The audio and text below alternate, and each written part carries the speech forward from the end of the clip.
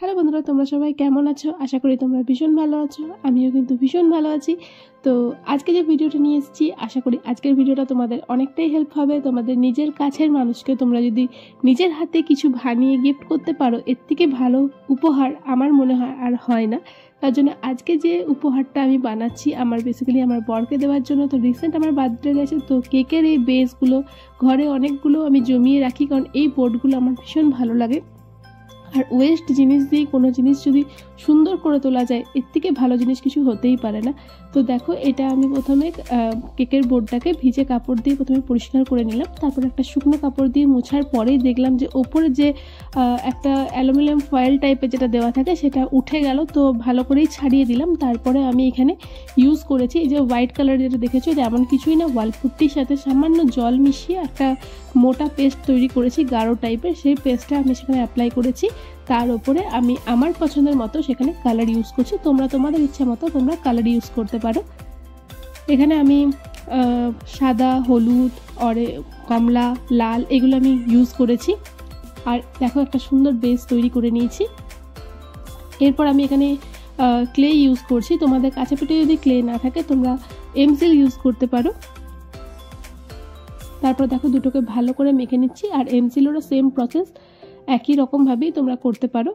তো তারপরে দেখো, আমি হাতের কাছে যা কিছু পাই সেগুলোই আমার কাটার হিসেবে ইউজ হয়ে যায়। এটা আমুলের ঢাকনা, যেটাতে আমি কাটিং করে নিলাম। তোমাদের হাতের কাছে দেবে ক্লে টুলসের যে খুব যে দরকার হয় এমনটা মনে হয় না। সেই সময় আমিও কিনে নিয়েছিলাম, বাট এমনটা নয় যে ক্লে টুলস ছাড়া কোনো কিছু কাজ হবে না, বা একটা কিছু কাজের জন্য তোমাকে পুরো ক্লে টুলসটাই কিনতে হবে, সেরকম কোনো ব্যাপার না।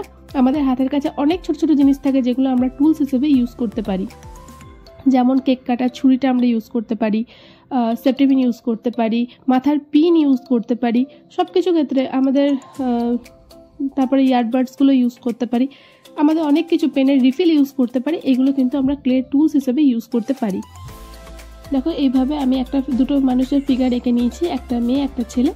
আর ঠিক যেরকম বাঙালি সাজে ঠিক সেরকমভাবেই আমি সাজানোর চেষ্টা করেছি। কারণ আমার বাঙালি আনাকেই এখানে তুলে ধরার মেন ইচ্ছা ছিল। কারণ আমিও যখন বিয়ে হয়ে এসেছিলাম তখনও আমি এই লুকেই এসেছি। তাই আমার ইচ্ছা ছিল যে যখন আমি আমার হাজব্যান্ডকে গিফট করব তো সেই লুকটাকেই তুলে ধরার। তো সেটাই চেষ্টা করেছি, দেখা যাক কতটা করতে পারছি। কারণ এইগুলো ফার্স্ট টাইম ট্রাই করার সময় সবসময় মনের মধ্যে একটা ভয়ও লাগে যে কী জানি কীরকম হবে, আদৌ পারবো কি না কমপ্লিট করার পর সেটা ভালো হবে না খারাপ হবে। কিন্তু আবার এটাও ঠিক কথা, যদি কোনো কিছু ট্রাই না করবো তাহলে শিখবো কী করে? কারণ সবসময় যে ভালোই হতে হবে এমনটা কোনো মানে না। তবে যেমনই হোক তোমাদের সাথে শেয়ার করি। আর তোমরা অতি অবশ্যই কমেন্টে জানিও, যদি ভালো হয় সেটাও কমেন্টে জানিও, আর কী করলে আরও বেটার হবে সেটাও অবশ্যই কমেন্টে জানিও। আমি চেষ্টা করব পরবর্তী ক্ষেত্রে তোমাদের যে কমেন্টসগুলো আসবে আরও ভালো করার জন্য, তোমরা যে সাজেস্টগুলো করবে আমি সেগুলো চেষ্টা করব তুলে ধরার। দেখো, এভাবে আমি রোজ বানিয়েছি। রোজ বানাতে কিন্তু আমার খুব অসুবিধা হয়েছে, আমি না বানাতেই পারছিলাম না। অনেকবার ট্রাই করার পর ফাইনালি যেমন হোক হয়েছে, বানিয়েছি। একটা সহজ প্রসেস নিজেই বের করে পরে বানিয়ে নিয়েছি। তো খুব একটা আমার যে রোজ ভালো হয়েছে এমনটা আমারও মনে হচ্ছে না যদিও। তো তা হলো, কাজ চালাবার মতো বানিয়ে নিয়েছি।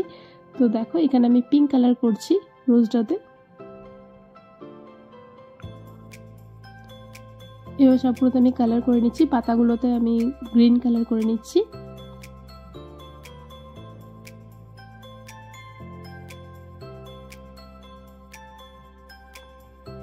দেখো, এখানে প্রথমে পাঞ্জাবিটা আমি হালকা নীল কালারটা দিয়েছিলাম, তো দেখলাম যে সেই কালারটা অতটা ভালো লাগছে না বলে আমি একটু ডার্ক কালার দিলাম। এখানে আমি ধুতি দিয়েছি, আর সাথে গলায় যে ওড়না টাইপের থাকে ওইটাও দেওয়ার চেষ্টা করেছি। আর এখানে আমি একটু ডিজাইন করে দিচ্ছি, বাঙালি আনা আছে আর ডিজাইন নিয়ে এটা তো হতে পারে না। বাঙালিদের সব কিছুতেই জুড়েই থাকে আলপনা, একদম বসার আসন থেকে শুরু করে গায়ে শাড়ির আঁচল অবধি সব কিছু যেন আলপনাতেই ভরা থাকে। এই আলপনাকে বাদ দেওয়াই যেতে পারে না। তারপরে দেখো, আমি বডিটা স্কিন কালার করে দিয়েছি, আর 3D লাইনার দিয়ে আমি একটু এগুলোকে 3D করার চেষ্টা করছি। আর আমাদের বিয়ের দিনটাও আমি এখানে 3D লাইনার দিয়ে লিখেছি। এবার আমি এখানে গ্লুগান ইউজ করছি। ছোটো বাচ্চার ক্ষেত্রে বলবো গ্লুগান ইউজ না করাই ভালো, কারণ এটা প্রচণ্ড হিট থাকে। তাই খুব সাবধানে কাজ করতে হয়। বা শাড়িটা আমি একটু ঠিক করে দিচ্ছি ভাঁজগুলো। যদিও এখন খুবই চলতি একটা শাড়ি, সেটা হচ্ছে লেহেঙ্গা স্টাইল শাড়ি, তো আমি এখানে সেটাই অ্যাপ্লাই করেছি। কারণ এর থেকে আমি যেরকম আমাদের বিয়ের সময় আমরা শাড়ি পরি, তো সে শাড়িটা আমার কাছে খুব কঠিন মনে হচ্ছিলো, তার জন্য আমি আর রিস্ক নিলাম না, আমি জাস্ট লেহেঙ্গা স্টাইলেরই শাড়িটা পরিয়ে দিয়েছি। তো মোটামুটি আমার কমপ্লিটের মুখে আরও কিছু কিছু পাতা অ্যাড করছি কারণ ফাঁকা লাগছিলো বলে। তো মোটামুটি আমার কমপ্লিট হয়ে গেছে।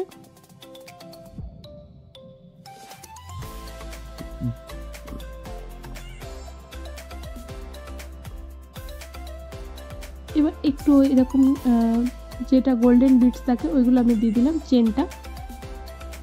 তারপর সাইডে আমি, এটা আমার কাছে ছিল বলে আমি এটা অ্যাপ্লাই করলাম, তোমাদের কাছে যদি না থাকে তোমরা এটা স্কিপ করতে পারো। তো দেখো মোটামুটি আমার কমপ্লিট। যদি ভালো লেগে থাকে please like, share, comment, subscribe সব করে দিও। আজকের মতো টাটা।